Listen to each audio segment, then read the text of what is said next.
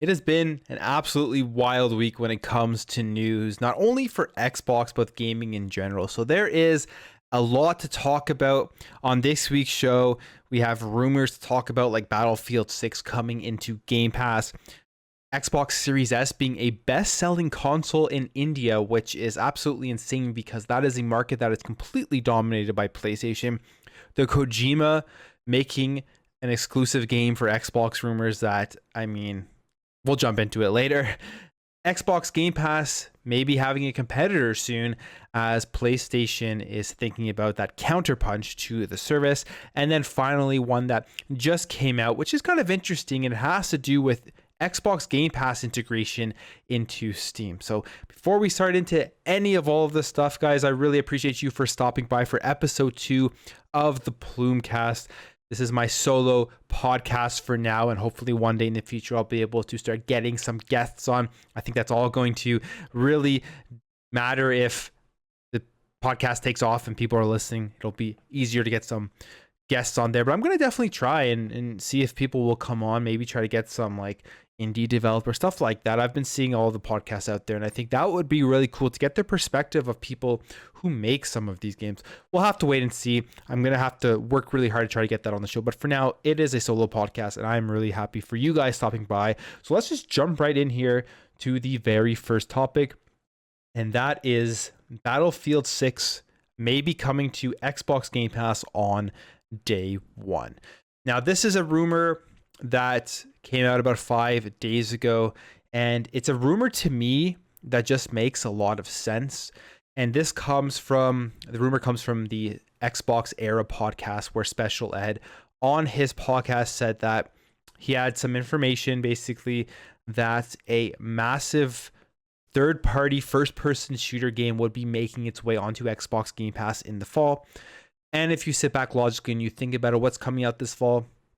We have Halo Infinite, which we know is coming on Xbox Game Pass on day one. And then we're going to have Call of Duty, whatever the next one is, which I believe right now they are saying it is a sequel to Call of Duty World War II.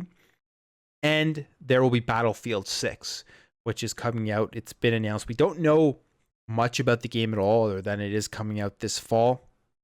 And this is the game that a lot of people think Special Ed is referring to as that third-party big AAA first-person shooter coming to Game Pass. And it makes a ton of sense for a couple of reasons.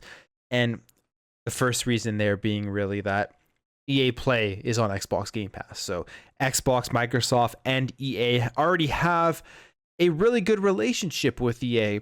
So this is something that, why not if they're able to get the right deal done? If they can bring Battlefield 6 onto Game Pass on day one, they're going to have access already to that massive user base. We've seen how great games perform on Xbox Game Pass, whether they're first party or third party, when they're released on the service on day one. We're seeing that with Outriders right now, with how good that game is doing in terms of being on the charts of a most played game, in terms of its selling still at full price on other platforms and even on Xbox. So for developers, it's a win-win. This is stuff that we've talked about a lot, and it's a win-win. And anybody who comes and says things that like Xbox Game Pass isn't good for a various amount of reasons, it's, in my opinion, just complete crap. Xbox Game Pass has been the best thing to happen to gaming in a very, very long time. So Battlefield 6 making its way just makes a lot of sense. We already know with Battlefield 5, there was a lot of controversy with that game. It came out, it didn't do very well, and they're going to want to definitely do better than what they did with Battlefield 5. And they were to put this game onto Xbox Game Pass on day one. You're going to have a lot of people instantly checking this game out, whether they're even that interested in it or not. But they'll see Battlefield 6 on Game Pass on day one, they'll download it, they'll try it out, and hey, maybe they'll get hooked and maybe they will enjoy it, which for DICE and for EA is what they want. So if you can start playing the game, you get into it, you're most likely going to spend some money on it if you love it, whether that is in the terms of microtransactions, cosmetics, stuff like that. That's in the terms of further DLC that comes out if they charge for it, or that's in the terms of purchasing the game full price because you like it so much and you want to support it. and you want to play it if it's ever going to come off of Game Pass. So Battlefield 6 coming to Xbox Game Pass, to me, is a logical thing to happen. I wouldn't be surprised if it did happen, and I think it would be insane for like the amount of first-person shooters that are going to be coming out, and the amount of first-person shooters on Game Pass on day one. You're going to have Halo Infinite and you're going to have Battlefield 6 at the same time. So you're really going to be able to appeal to both those user bases. In my video, I talked about maybe Xbox doesn't want to do this because they don't want to distract from Halo Infinite or kind of split that user base. But the more I think about it, it probably isn't a reason, because the people that play Halo Infinite probably aren't big into Battlefield 6 or into Battlefield. And the people that play Battlefield probably aren't that big into Halo. It's definitely a different type of shooter and a different user base that plays those games. And then either way, I mean, you're going to have the opportunity to just kind of check both games out, which, I mean, it's a win-win. There's no loss to that. If you like Halo better, you play Halo. If you like Battlefield 6 better, you play Battlefield 6. But I don't know how cross-sectional those users are and those gamers are, so we would have to see. But out of all of the games that Special Ed is kind of referring to, first-person AAA games coming out in the fall, Battlefield 6 makes the most sense. And that's the rumor right now swirling around. Now, we haven't heard anything from this. We still haven't even seen like an announcement trailer for Battlefield 6. Maybe we will during E3. Maybe that's when they announce it. Maybe that's one of the big drops of information that we're going to get at this E3. So we'll have to wait and see when all of that comes out. But there's just like, it's crazy to think if this were to come onto Game Pass, the amount of third-party AAA games that are going to start dropping if this does well, with already seeing how good Outriders has been doing, with seeing The Medium and how well it's been doing, or how well it did. And then if Battlefield 6 is going to be another one of those games as well, you're just going to continue to see more third-party games coming onto the service. So it's a win-win for everybody, and it's exciting. I hope that it does. I really do hope that it does, because I'll definitely jump into Battlefield 6 and play Halo Infinite all at the same time, and it'll just be like a heaven for first-person shooters on Xbox Game Pass. So nothing more really to say on that. I mean, it's a rumor right now. We'll have to wait and see if that happens. Now, jumping over here to the next just absolutely intriguing thing, I think, is that in India in March, the Xbox Series S is the best-selling console. Now, I know what everyone's saying, and I know what everybody is thinking. It's only because there is a lack of inventory for the PlayStation 5, and that is the reason why it is selling so well. And to that I say, yes, that's definitely one of the reasons that I would 100% agree with that. However, I think there's a lot more to this that we can look into and kind of discuss as to the reasoning why the Series S is selling so well. So there's a couple of things here that I think why this is happening. Firstly, out of all of the next generation consoles, the Xbox Series S is the cheapest console. And a lot of people, even though it's marketed, even though they know about these next generation consoles, they don't see the full value of the Xbox Series S when comparing it to the X and the PlayStation 5. And the reason I say that is because a lot of people don't understand the greatness of Xbox Game Pass. If you were to pick up an Xbox Series S, you were to purchase Xbox Game Pass, the amount of games you can play right away, the amount of fun you can have right away at such a low entry price into the next generation. And then on top of that, they don't understand maybe the reasoning for the Xbox Series S and what it can do with like third-party games that are very popular, that are free to play, games like Call of Duty Warzone, games like Apex Legends, games like Overwatch, and that they can play these games at 120 frames per second. So if you're somebody who is literally just playing those third-party first-person shooter games and you're playing it on a monitor, 1080p, 100 or 144 hertz, or a 1440p, 144 hertz or 120 hertz, whatever. I don't even know if they have 120 hertz, if there's like something in between. But anyways, if you're somebody who plays those games on that style of a monitor, you really only need an Xbox Series S because it plays those games at 120 FPS. You're not going to need to output 4K, so it's kind of useless to pick up a PlayStation 5 or an Xbox Series X. And in India, it says it here in the article somewhere, hopefully I can find it, where they said that they want content outside of Indian content. They want content from around the world. They're okay with that. And they want to play games such as GTA. And there was another one there. If I can find it here in the article. Here. They want to play games, content in franchises like GTA and FIFA. So they want sustained demand for international content in franchises like GTA and FIFA. And this may just be my opinion, but you don't need the most powerful console in the world to play GTA 5, which is literally out on everything, and FIFA. Yeah, sure, you'll get higher fidelity graphics, but you really don't need it if that's all you're focusing on. An Xbox Series S is going to be more than adequate for that. And what else is interesting is we just got this announcement that Grand Theft Auto 5 is coming back onto Xbox Game Pass, so that's even more enticing for people that just want to play those games. And in India, if that's what they're looking for, they go into a shop and they see an Xbox Series S is $200 cheaper, or how many, whatever, I think it's rupees in India, currency, whatever amount of rupees less than a Series X or a PlayStation 5. It's extremely enticing, especially if the person working at that shop, or if they're shopping online and they see this information, what Game Pass can bring them, what it can do if they were to pick up an Xbox, the amount of games they're getting access to. They're going to get access to EA Play, which has FIFA in it, and FIFA 21, I believe, the newest version of FIFA is coming out in May onto Xbox Game Pass, and it now has Grand Theft Auto 5. And if you want to play those multiplayer shooters that are free to play, you're going to get that without having to actually pay for Xbox Live Gold. So it's such an enticing offer, I think, for a lot of these international countries who I have some comments I want to go over. So instead of making I'm going to show you these comments for proving what I'm trying to say here, or showing you the point that I'm trying to make. So when I made this video, I got some really interesting comments.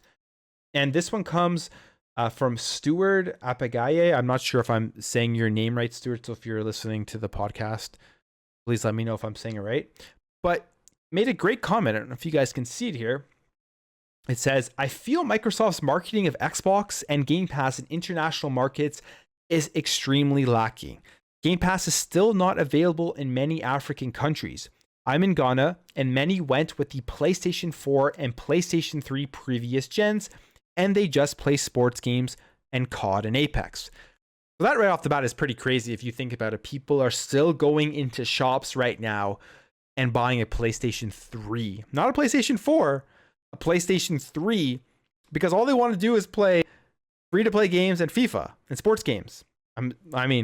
I assumed here, being in Africa, soccer is probably the most prevalent sport there. I could be wrong.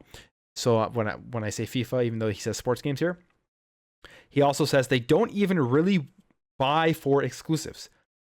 Xbox is missing out big time by not advertising Game Pass in these regions. No Ghanaian, I'm not sure if I said that right, but Ghanaian would want to pay $70 a GHC 450, which I'm guessing is the Ghanaian currency, for a single next-gen game when they can pay GHC 60 to 90 a month for Game Pass and access to over 300 games. So even in their currency, 450 versus 60 to 90 a month, where here in North America, it's like in Canada, at the very least, it's $80 before tax for a game versus $15 a month or $17 a month, something like that, for Xbox Game Pass Ultimate a month, where you get access to tons of games. While we have bills to pay and food to buy. So paying that money when they have bills to pay and food to buy. He says here, I run a tech page, and whenever I tell people about Game Pass, they are shocked that it is not locally available. Xbox and Game Pass banners should be plastered in all major stores and malls where consoles are sold. And I 150% agree with this comment. Now, I have no idea what Xbox's strategy is with marketing the Series X and S and marketing Game Pass to international countries. However, with a comment like this, where this is somebody who lives in Ghana, who runs a tech page and tells people about Xbox Game Pass. And when he tells them, they're amazed at the value that comes along with it. It is so obvious at the opportunity that Xbox has here with the Series S and Xbox Game Pass to bring Xbox as like a dominant console in these international markets. Because in India here, it's pretty obvious that people are going into stores looking for a PlayStation. And then the shop owners are telling them, hey, listen, we don't have a PS5. We have a PS4 and a PS3, but we also have an Xbox Series S, which is this price, which you're probably not even paying that much more for a Series S versus a PlayStation 4 right now. And if you buy this console for cheaper than $200 cheaper than the PS5 and the Xbox Series X, you pick up Xbox Game Pass, you're going to get access to 300 plus games. Plus, on top of that, if all you want to do is play FIFA and play GTA and play COD and play Apex, if you don't have a 4K display and you just want to get those games at high frame rates, pick up an Xbox Series S, save $200, and you're going to be completely set and you're going to be really happy with that purchase. So the marketing, what Xbox has to do right now is, if they want to get into these international countries, it's so obvious, is just market the Series S and Xbox Game Pass, the price difference, and how you still get to play these games at high fidelity, high frame rates. And I think the Series S will just take off like crazy in international markets. And there's another comment here I wanted to talk about from somebody from India. His name is Ashu Negi. I'm not sure, he or she, I'm not sure. And if I said your name wrong and you're listening, let me know. And he or she says, hey Plume, I am from India. I can confirm that the local shops are pushing Game Pass. The main reason is also there is no 4K culture here. The gamers are still using 1080p and 1440p, so the Series S is a viable option. And then right there, I mean, if there's no 4K culture in a country right now, there's absolutely no point in picking up a PS5, physical, digital, or an Xbox Series X, unless, of course, all you play are PlayStation exclusives. There's absolutely no point, because you pick up a Series S, you plug it into a 1080p or a 1440p display, you're paying $200 less, or whatever the currency is in a country, less, and you're getting access to so many games when you access Game Pass, and you're getting access to high frame rates for free to play competitive shooters. So it's such a great deal. It's such a great option. And Xbox, I think, if it's in their plans to market in these international countries more than they're doing now, whenever the rollout, like, I know there's like different release dates and times for these consoles, and I'm not even sure if it's been released everywhere around the world, but I believe Xbox released, they didn't have staggered release dates. Correct me if I'm wrong. I know PlayStation had staggered release dates for different parts of the world, but I believe Xbox had like one day where everybody where they were releasing it to got it. With that being said, they just have a lot of opportunity here if they want to get bigger in the international markets and kind of I don't know if take over is the right word, but kind of gain ground against PlayStation in these international markets, because obviously people are going in, and the PlayStation 4 last generation was the cheaper console. So like none of these international markets, even in North America, the Xbox One was a failure, but you go into a store, you see Xbox One, you see a PlayStation 4, you see the PS4 has those exclusive games, that has other stuff that you'd want to play, has everything you want to play in terms of third party, and it's $100 less. You're going to pick up a PS4. With the Xbox Series S, it's $200 less than the PS5, and you have Game Pass, and it's going to play everything you want to play as a third party console. You really can't lose on that. So I found this just really interesting, and I think people who think that it's only because of stock are mistaken. Obviously, stock has something to do with it, but I think that like people are going in and they're seeing the value that Xbox is bringing with Game Pass and the S, and they're making that decision to pick up an S over something else. So there's a lot into it. It's really interesting because India was dominated 90% by PlayStation, I believe. And we're going to start to see those tables turn, especially if, like some of these comments said, like the person from India said, they're pushing Game Pass at shops and they're marketing it, I think we will start to see the Xbox Series S continually increase in sales and continually take off as that value console that people get to just play select games like FIFA, like GTA, stuff on Game Pass, COD, Apex, Overwatch, that kind of stuff. Yeah, that was one of the more interesting articles and topics of the week. But yeah, let me know what you guys think in the comments below. If you think that even if there was like full PlayStation 5 stock, if they're marketing the Xbox Series as properly and pushing the value, do you think that people will pick up the S over the PS5? But that's it for that. I'm going to leave that one there. I'm going to move on to the next topic here. And the next topic is one that has been, this one's been funny for a while now. And this is Kojima and Xbox. And as we know, Kojima, in this picture right here, if you're listening on Spotify, it's that picture of Phil Spencer. I believe it was at like a GameStack Live back a couple months ago, or maybe not. It was at one of those events where they were just talking about kind of like the future of Xbox and like the technology and that kind of stuff. Phil Spencer came on through the live stream, and his background has a bunch of stuff, but one of the things that people focused on here was a statue of Ludens. And Ludens is the mascot for Kojima Productions, which is Hideo Kojima's video game studio, where he created Death Stranding. As a side note, I hate Death Stranding, but I do think Kojima is a great developer based off of Metal Gear Solid, but I hate Death Stranding. And people thought that this meant that there was going to be a deal with Xbox. I thought it was just a big joke. I made a video just talking about it because I thought it was funny. A lot of people thought it was just a big joke. And apparently it's not. Apparently this is true. Apparently Xbox is in talks with Kojima to produce his next game. So this comes from GamesBeat, and this is from Jeff Grubb. As we know, Jeff Grubb, very legitimate. And if he says something, most likely it's true. I don't think he's ever like lied or anything like that. So it's a good source for sure. Let's just put it that way. And how this all started was because there was a trailer that PlayStation put out called Abandoned, which is a trailer. I guess it's like a horror survival game where you're like in a forest or whatever. It looks like a survival game, has really photorealistic graphics. And people thought that this was Kojima's next game that was going to be coming out for the PlayStation 5. And that Blue Box, which is the studio that is developing the game, was kind of like a part of Kojima Productions. It was kind of like their sub developer or whatever. So they were saying this was Kojima's next game. And this is not true at all. Blue Box is its own developer. They're not related to Kojima.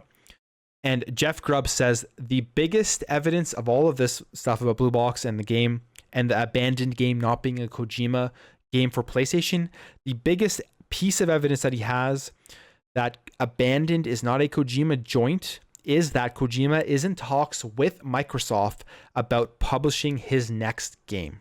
So there you have it. It's not he thinks Kojima's in talks with Xbox. It's not that there's rumors that Kojima is in talks with Xbox. It is that Kojima is in talks with Microsoft about publishing his next game. What that means, nobody knows. Obviously, the deal has not been finalized yet, but I did see something that followed this up, and it said that the discussions are now with the lawyers, so they're potentially looking over the money and the term and all that kind of stuff, whatever goes into that.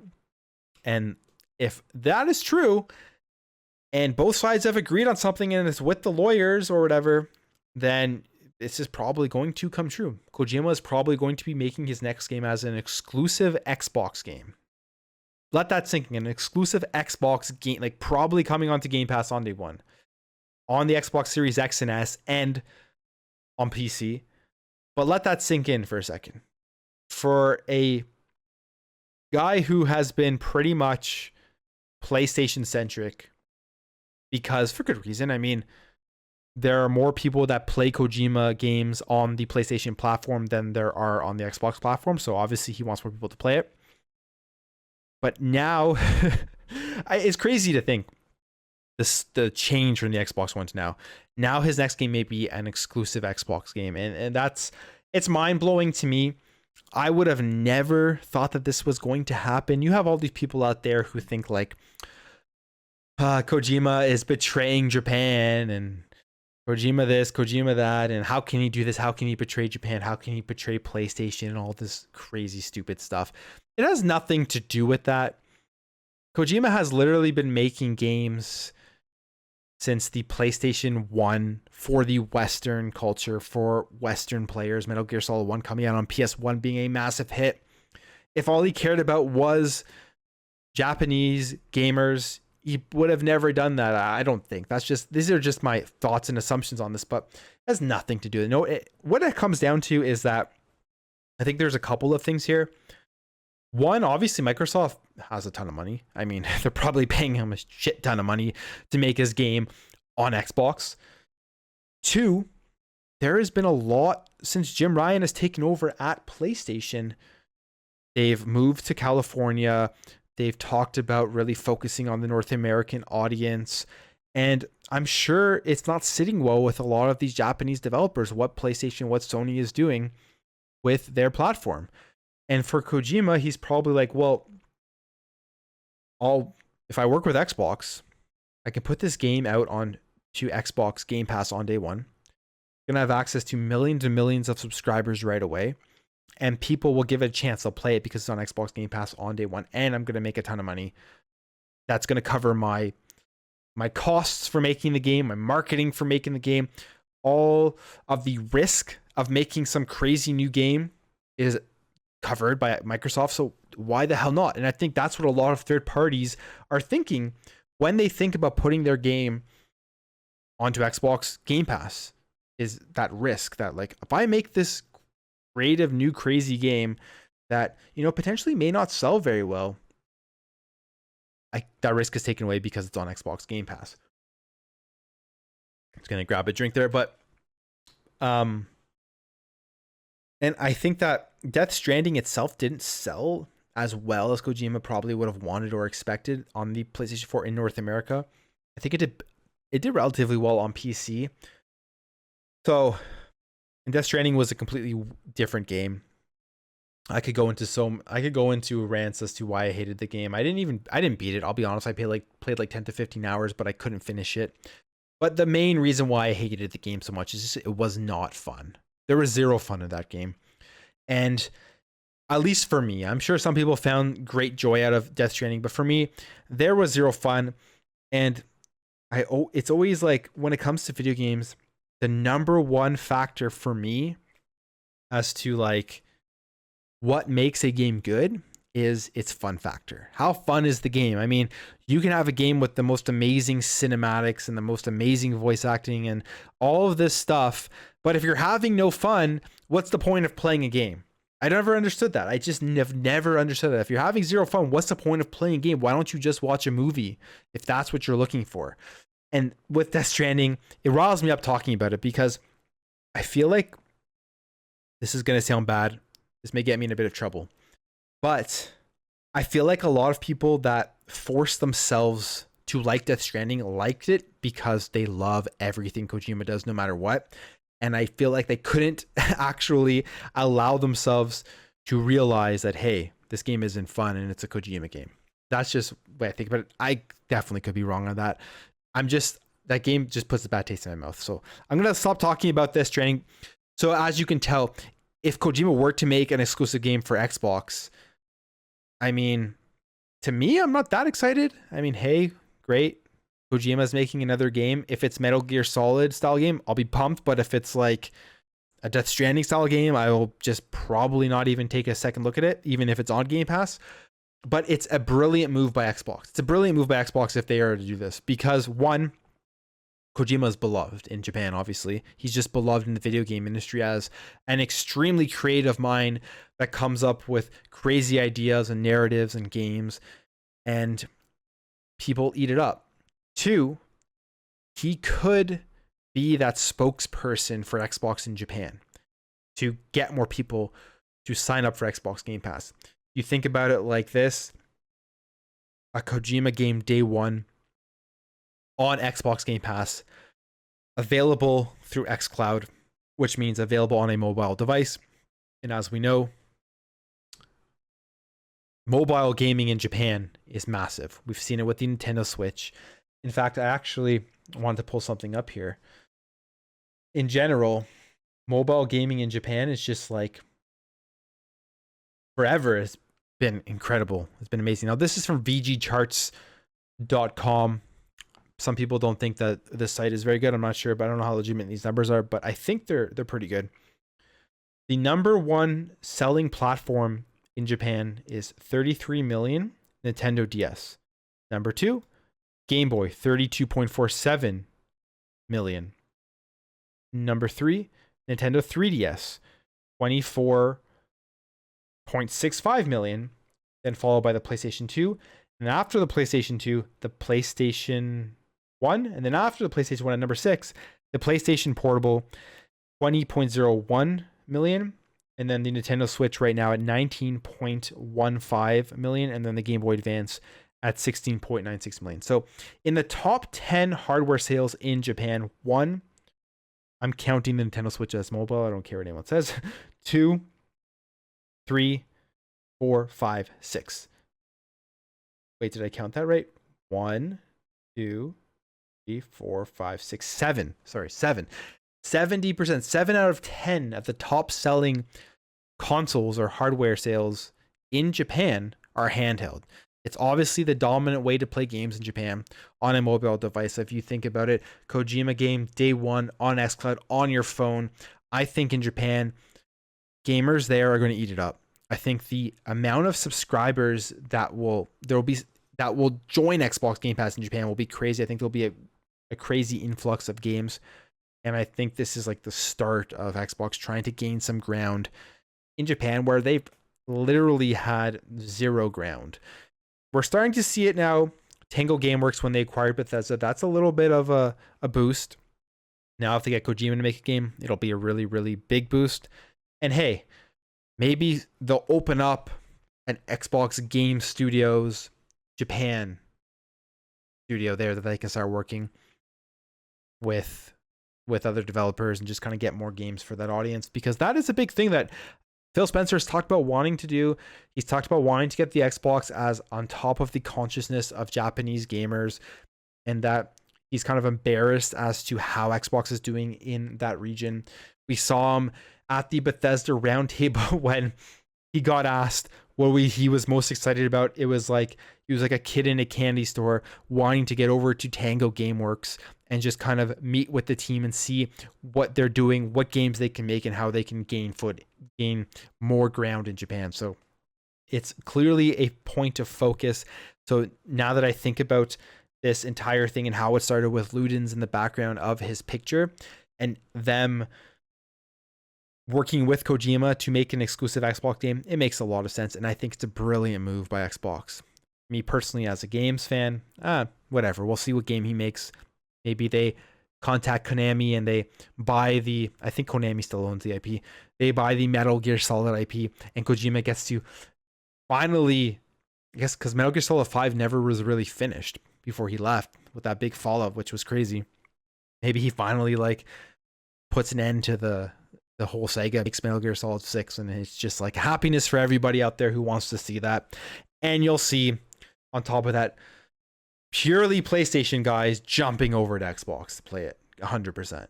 And even if it's like a brand new IP, you'll see PlayStation guys jumping over to Xbox to play it, guaranteed. Some will be like, yeah, I'm not interested in his new IP, but you'll see a ton of PlayStation guys jumping over. And why not? I mean, there's absolutely nothing. Like, if Halo somehow or some big Xbox IP went onto PlayStation, I would jump over, and I'm sure a lot of people would jump over to play it. Competition is good.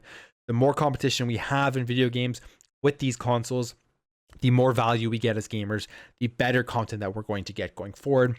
And that is why what Xbox is doing right now is really, really good for us as gamers.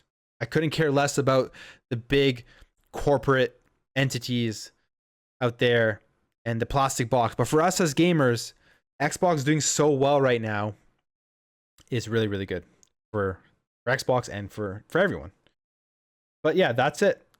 Kojima will potentially be coming to Xbox. Hopefully we'll see more of this if there is some sort of announcement, if it gets finalized, we're not going to most likely see anything about it until E3, guessing, or some sort of event that they're going to have, some special event, because this would be massive.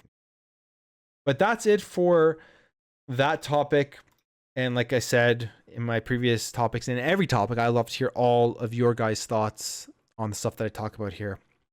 But jumping over to the next topic here, and that is Xbox Game Pass competitors. So as we saw this week, if you guys have been paying attention to some of the biggest news items out there, I did a video on it. I'm not going to cover it too in-depthly on this podcast.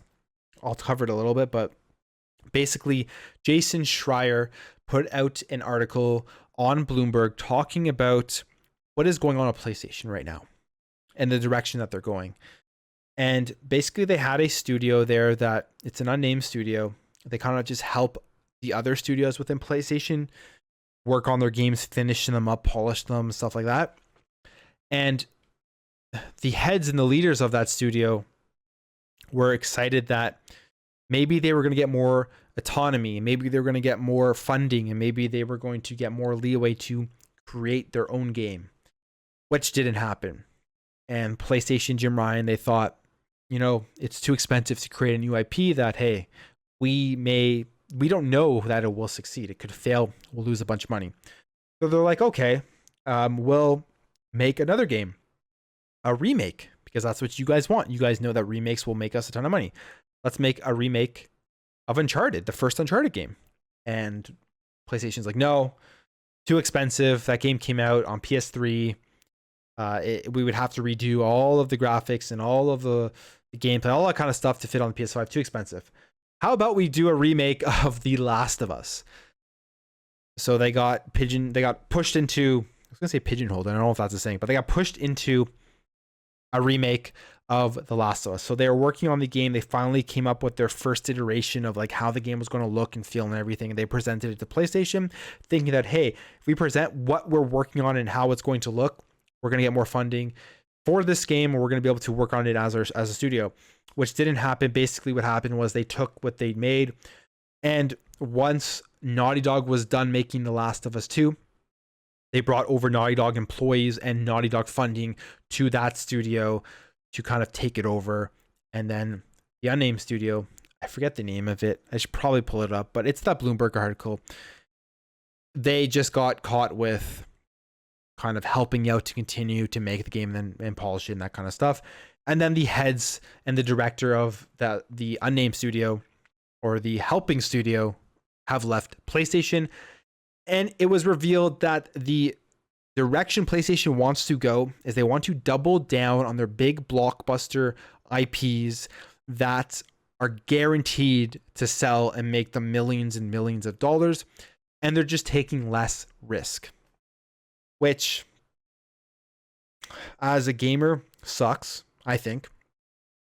As a businessman, which Jim Ryan is, it makes sense, because we can sit here and we can bitch and complain about it all we want, but everybody knows that The Last of Us remake, when it comes out, is going to sell like crazy, and they're going to make millions of dollars off of it. There's going to be special editions flying off the shelf, and everyone's going to be playing it and talking about it and saying how great of a remake it is, and we shouldn't have complained about this back in the day and all that. I almost guarantee you that's what's going to happen, which will just further incentivize them to continue to double down on their blockbusters and continue to do stuff like that. So Jim Ryan knows that. Jim Ryan's, as much as we love to think that these heads of these big companies, because how good Phil Spencer is doing, because how in touch Phil Spencer is with gamers, because of how transparent Phil Spencer is, I think he's like a diamond in the rough. But these heads of these big corporations like SIE, Sony Interactive Entertainment, Jim Ryan, their goal is to make as much money as possible for various reasons. Obviously, they want to get their bonuses. They want to meet their targets. They want to be known as the person that brought a bunch of money to the company. And they get paid a ton of money. Like Jim Ryan, I don't know how much he makes, but he gets paid a lot of money to make money for PlayStation. So he knows this is what's going to guarantee him to make money for PlayStation, and that's why he's doing it. So the spinoff of all of this, when that article came out, a lot of people were pissed off, like really pissed off. People were creating petitions to get rid of Jim Ryan. Everyone was calling for Sean Layden, which I found was really funny because Sean Layden was actually responding to the tweets. And as we know, Sean Layden was around when like PlayStation was at their best, pretty much. So that's why people are trying to get him back. And he was more risk taking. So yeah, the spin-off of all of this is that because of all of the hate towards Jim Ryan right now, David Jaffe, who is the creator of God of War and Twisted Metal, he's a co-creator of Twisted Metal, was it on his podcast or on his YouTube video? So in a video published on a YouTube channel on Thursday, David Jaffe said this. I've said time and time again that people who are writing Jim Ryan's obituary are way premature. And honestly, I agree with that first sentence just because of the fact whether we like what he's doing or not. PlayStation is still selling like crazy and they're still making a ton of money. So it's irrelevant whether we like what he's doing or not. And then the second part, he goes on to say here, we had the guy on the show yesterday that made the petition to fire Jim Ryan. I was like, dude, that's way premature because Jim Ryan doesn't owe anybody. Sony doesn't owe anybody. The truth about what's coming and what their counterpunch to Game Pass is.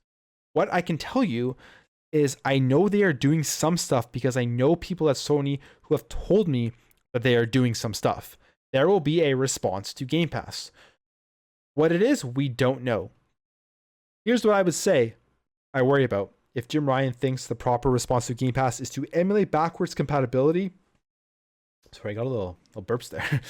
PS3 games, PS2 and PS1, and then to also add trophies, which is what the patent suggested. So I guess there was a patent that came out for new trophies for, I remember this actually. This was a while ago. There was a patent that came out to give trophies to retro games, to older games. So I'll get back onto this. To emulate backwards compatibility, PS3 games, PS2, PS1, and then to also add trophies, which is what the patent suggests they're going to do.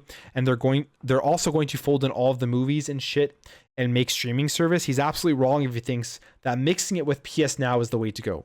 Now, what's interesting about this is that I agree. I like if that's what they do, it's not a competitor to Game Pass at all. Game Pass is like still going to be crazy good. But some people, this will appeal to a different audience for sure if they're mixing in movies and Sony music and stuff like that. But I got a tweet sent to me, and who was it from? Gotta find it here on my Twitter. I got a bunch of my like stuff, but I just want to call them out. From Mr. King 2021 tagged me in this tweet, and not a lot of people are talking about it, but on top of what David Jaffe said, Special Ed also said this on the Xbox Era podcast, and basically saying that the Game Pass competitor could potentially be, now all of this is rumors, so don't take anything that I'm saying here as fact, but Special Ed said that it could be kind of like Apple One. And Apple One is Apple Music, Apple TV Plus, Apple Arcade, iCloud, Apple News, and Apple Fitness Plus, which would mean that the PlayStation subscription that is apparently the counterpunch to Xbox Game Pass could contain music with the Sony Music Entertainment label, anime with Funimation, movies with Sony Pictures Entertainment, and gaming with either PlayStation Plus or PlayStation Now. Now, depending on what they do, first of all, if it's the way that PlayStation Plus and PlayStation Now is in its current state, even with all of these other things, it is not a counterpunch to Game Pass whatsoever. I know for me personally, I would not sign up for this. I couldn't care less about music with Sony. I couldn't care less about anime with Funimation, although like I watched some anime. I wouldn't sign up for an entire service for that. I couldn't care less about movies with Sony Pictures Entertainment. I mean, there's so many other subscriptions out there. All I care about when it comes to a subscription service with Sony would be for its first party games. So in its current state right now, without the first party games in there, I would have zero interest. And if this were the case, like how much is Apple One? That's what I want to know. Apple One cost. It is, where does it say here? So, okay, it's not that bad actually. $15.95 a month for Apple One. Not bad. Very comparable to Xbox Game Pass. Well, okay. Yeah, it's not bad. I take that back a little bit. It would, because of the price, it makes it more enticing. But I still don't think it's a complete counterpunch, because if they're not putting their first party games in this service, I think a lot of people still won't want to pay $15 a month for this stuff. I don't know. I could be wrong. I know for me personally, I still wouldn't pay for it. But the price being $15.95 a month, if it's around that price for all that kind of stuff, is a bit more enticing. But I do think that it would be targeting a completely different like consumer base besides gamers, like besides hardcore gamers, or besides people on Game Pass, I guess. Because you would be like, this could be for somebody who, if they add functionality of PlayStation Now on mobile devices, or if they have functionality on PlayStation Now on PC or on other devices, this could be for somebody who wants the Sony music, wants anime, wants the movies, and hey, sprinkle in a bit of games on the side there. If the first party games aren't there, if the first party games are there, I would purchase that. But I don't know. Maybe they're just like, what I see when I see this is that what they're trying to do is avoid putting if this was to come true, what they're trying to do is avoid putting their first party games on a subscription service, because they value them so much and they cost a lot to make, that they want to make sure they are still able to sell those first party games for full retail price and not take a hit to the revenue from that. So I think if they were to go with that direction, that's what they're thinking. But I don't think this is a counterpunch to Game Pass whatsoever. For just the simple fact that Game Pass, you get the Xbox Game Studios first party games, you're getting first party, third party games. And I think like a service like this that it's not adding any more value to what's already out there. We know PlayStation Now isn't doing as well as they would expect. We know PlayStation Plus, people get those games because they have to sign up to PlayStation Plus in order to play online, so they're automatically getting them, but it's not showing developers and third-party studios the success that Xbox Game Pass has been showing them, where people are playing the games more and people are still purchasing the games at full price. So I don't know. It's, again, just a rumor, but I don't think it's a counterpunch whatsoever if that's what they do and they don't have their first party games. I'm sure some people will be enticed by it, or if you're paying $15, $16 a month, you're getting all that kind of stuff. I'm sure it will appeal to a broad audience rather than just gamers. But for just gamers, I have no interest in it. But again, let me know what you guys think about this, if this was something you would subscribe to, if this is what they went with. I honestly believe PlayStation is going to put their first party games on a service. People may think I'm crazy. I would be more shocked if they didn't eventually, after they continuously see the success of Xbox Game Pass in like a year, when they see the subscribers being like crazy, and more developers are coming out and saying how happy they are with their games on Xbox Game Pass, and Xbox continues to get more third-party games on the service, and they continue to get more partnerships, like maybe they bring over Ubisoft onto the service. I would be shocked if PlayStation doesn't do something crazy, like put their first-party games on a service in order to just get a ton of people subscribing over to them for that service itself. So, well, we will have to wait and see, but that's all I'm going to say on that. I mean, like I said, I just would love to hear people's opinions on this, if this was to be something that would interest you, because for me, I don't really have too much interest for it. Okay. So that is that. And we're going to move on here to the final topic of Plumecast episode 2. And one that I get if it was like a two-way deal, but I don't get if it's a one-way deal. And that is a rumor that Valve is trying to get Xbox Game Pass on Steam, which is a very surprising rumor. But basically, again, big rumor because none of this has been confirmed. So I'll just highlight this here for those watching. YouTuber Tyler McVicker dropped intriguing news regarding Valve's interest in Xbox Game Pass in a Q&A session in late March. According to McVicker, Valve is pursuing Xbox Game Pass on Steam, which may surprise some, if only because they'd expected to be Microsoft pursuing Xbox Game Pass.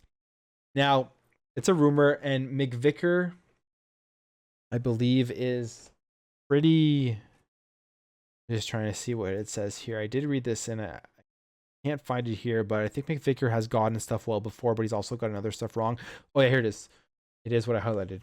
Given the lack of further information, Valve seeking the Xbox Game Pass brought to Steam should be considered a hard rumor. McVicker has provided some accurate information and some not, particularly regarding Valve properties in the past. Without a source supporting evidence or corroborating reports, the veracity of this report cannot be verified. I mean, with every rumor, that's how it should be taken. So it's good that they put that in there. And I don't get this unless it's a two-way deal. Like, I don't see the value of Xbox Game Pass or Microsoft wanting to put Xbox Game Pass onto Steam, because there's already an Xbox app where you can access Xbox Game Pass on PC. And why integrate it into Steam? I guess people like to have their Steam libraries integrated all into one, and if they can do it all on one platform, one launcher, it makes it easier for them. That could be it. But I don't see the overall value unless Xbox gets something out of it, like Steam coming onto Xbox. I've seen a lot of people in my comments say that they would love to see Steam onto Xbox, and I think that makes a lot of sense. I think that with the integration between Xbox and PC, if you could access your Steam games through an Xbox, it would be absolutely incredible.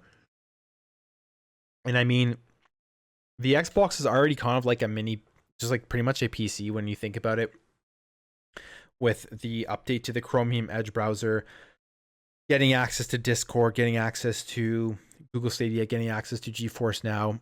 When you pay the $19 to get the developer mode on your Xbox, and you can install emulators and literally play games from every single generation and on every single console, PS2, PS1, GameCube, you name it.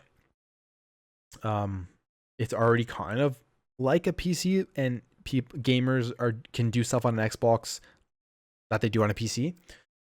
So I think bringing Steam to Xbox would be a really great move if that were to ever happen. But at the same time, bringing Xbox Game Pass to Steam, I don't fully, I guess I'm a loss for words for it, because I don't fully get it. Other than, I guess, like I said, it will get people to have their entire library in one place, not have to open up different apps. As we know on PC, there's like a billion launchers. People have to go through Epic, Steam, the Game Pass app, Ubisoft, all that kind of stuff. There's so many launchers you have to access to play certain games. Now you have Riot with like Valorant stuff. So there's all of that. But I guess for Valve, the benefits for Xbox, all I see is drawbacks if it only went to Steam, because you're going to be pulling people away from the Xbox Game Pass app to access Xbox Game Pass on Steam. And I don't know any PC gamers that are going to just absolutely not sign up for Xbox Game Pass because they have to use the Xbox app. If you're one of them, let me know in the comments below. I don't know. I don't think that's really an issue. I think most people see the value in Xbox Game Pass on PC and are more than willing to have to use the Xbox app to access those games. And here's another thing in the article. It says Microsoft may decide this could pull users away from the Xbox app ecosystem on PC, where it brings in higher percentage of sales. Like, so there you go. It says it right here. However, Steam has a huge amount of users that Microsoft may not be able to reach otherwise. I don't know. I don't see that at all. I don't see that last sentence at all as something that's true, because you're on PC. You're going to know about Xbox Game Pass for PC. The price is right for it on PC. It's $10 a month or whatever. You get tons of great games on it. You're not just gonna, people aren't just gonna be like, oh, I never heard of Xbox Game Pass on PC because I only play on Steam. Like, there's an internet browser on your PC. You literally got to go on the internet. You'll see Xbox Game Pass somewhere.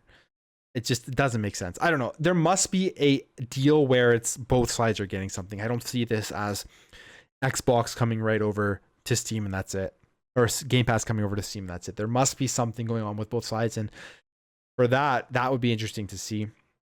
But besides that, this rumor here, I don't know. It doesn't make much sense to me. And I guess that's kind of a cliffhanger to see what comes more out of that.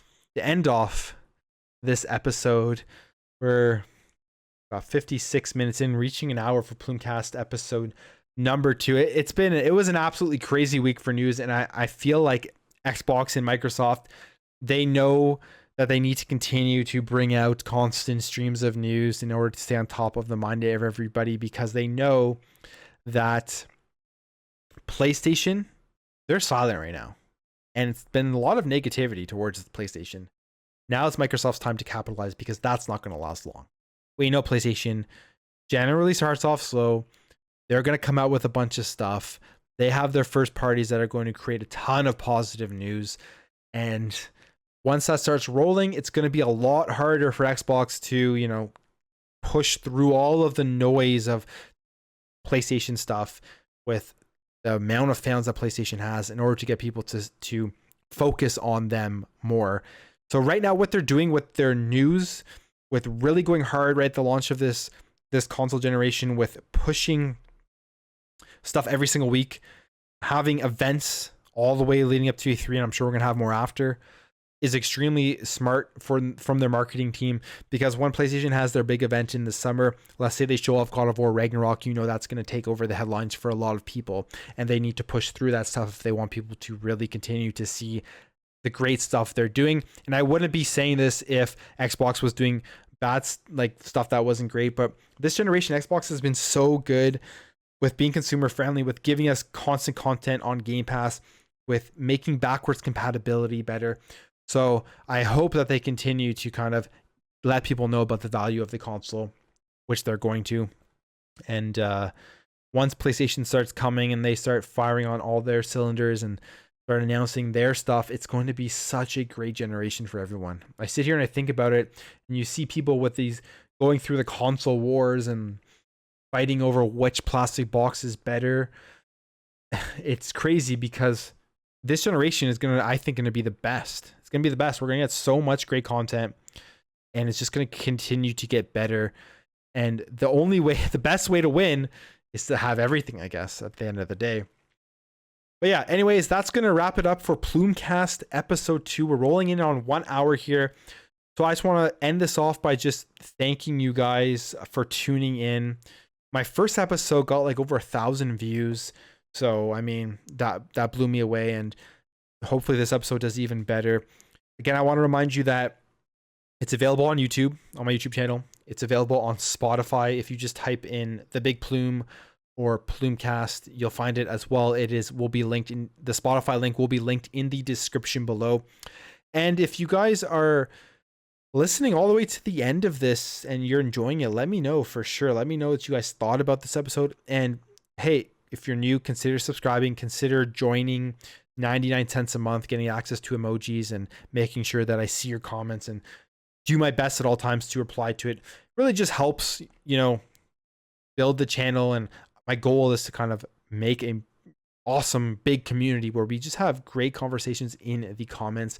I look at my comments, I see most of them, and I have to say, pretty proud at a lot of the just like good conversations that go on in my comments. Sure, there's the random fanboy that comes in here and there and starts fighting with people and gets people riled up, but in general, I believe my comments are like just good conversations about video games and none of the stupid console war shit. So really happy about that and really appreciate all the support I've been getting. But that's going to be it for me. Thank you again for watching. Thank you for your support. And I'll catch you this week in some more videos. And you just listening to the podcast, I will catch you next Sunday. Well, after this Sunday. So next Sunday as well at 12 p.m. Eastern Standard Time for the next Plumecast.